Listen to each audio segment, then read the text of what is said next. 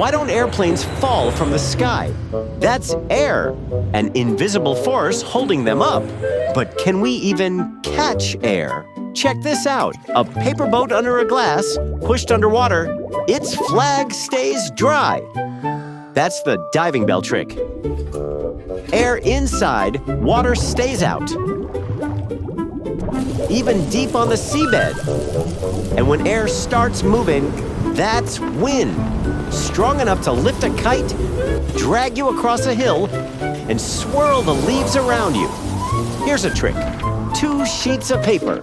Crumple one into a ball, drop them both. The ball falls faster. Same paper, but air pushes harder against the flat one. That's air resistance. Now fold that paper into an airplane and throw. Air rushes under the wings and holds it up. That's how real planes fly. The bigger the wing, the stronger the lift. But here's a question.